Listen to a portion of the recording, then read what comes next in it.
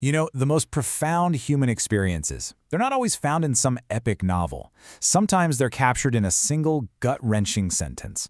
Today we're going to dive into Kamala Das's poem, My Mother at 66, and see how it just perfectly captures the love, the fear, and the painful truth of watching a parent get older. So let's start with a question, something to keep in mind as we go through this. Just think about it for a second. What fears are hidden behind a simple smile? This question, well, it's right at the heart of the poem's final, unforgettable image.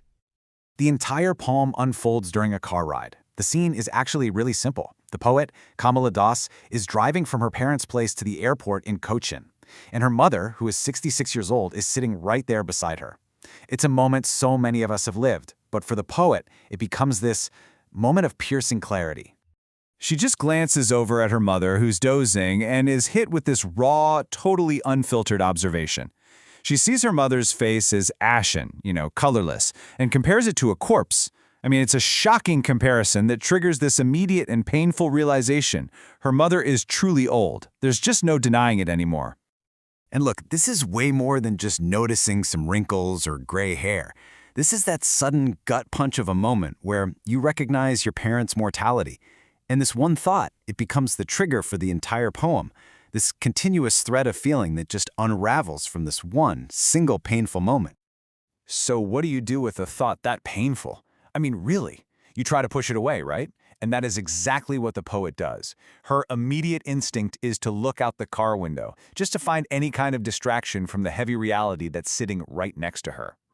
And what she sees outside is a world that is just bursting with life. She describes young trees sprinting and merry children spilling out of their homes. The language here is all about energy and movement.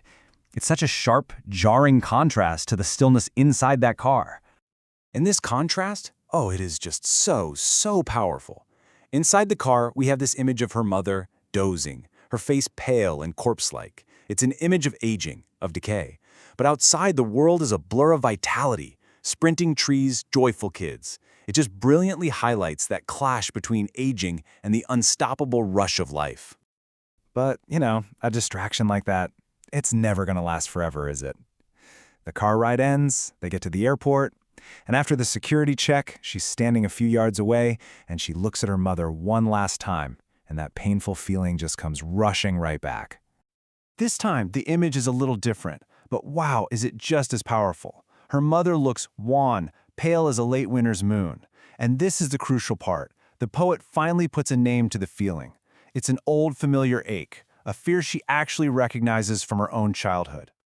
So why a late winter's moon? Well, think about it. A winter moon isn't bright and vibrant like a summer moon, right? It's often dim, kind of hazy, lacking that vitality. It is the perfect symbol for the end of a cycle, for a life that's fading quietly. It just beautifully captures how the poet sees her mother's frailty in that moment. And by calling it an old familiar ache, she connects this moment to something so deep, so universal for all of us. This isn't some new feeling for her. It's that primal fear of separation, the fear a child has of losing their parent, that has apparently been with her whole life. And now it's back with this overwhelming force. Okay, so this brings us to the poem's conclusion, and really the climax of this whole emotional journey, the farewell. Faced with this huge unspoken fear, the poet has to say goodbye, and what she does next is just incredibly, achingly human. She does two things. First, her words. See you soon, Amma. It's a promise, right? A reassurance to her mother, and maybe even more to herself, that this isn't the final goodbye. It's a hopeful lie. And then her action. She just smiles, and that repetition, smile and smile and smile, that tells you everything. This isn't a simple smile. It's a performance. It's an effort. So that smile, it's basically a shield. It's a deliberate choice to hide the crushing weight of her fear.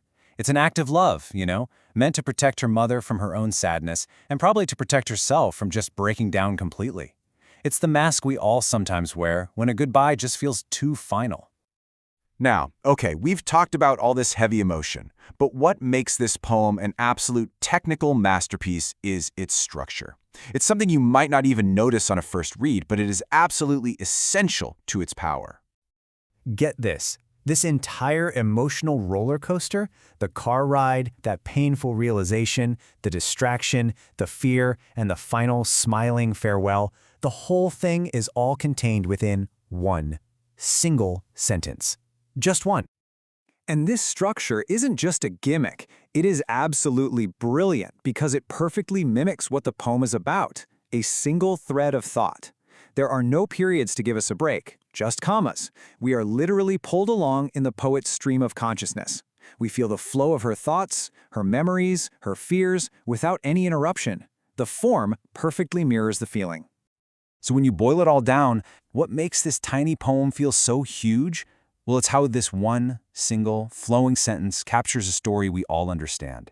That shocking moment you realize a parent is mortal, the painful contrast between their age and the vibrant world, and the return of that deep-seated childhood fear of loss. And it all leads to that brave, painful smile we use to hide our deepest aches.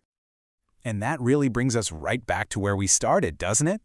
This poem is just a masterclass in unspoken emotion. So I'll leave you with this to think about. What truths have you left unsaid to a loved one, maybe hiding them behind a simple smile?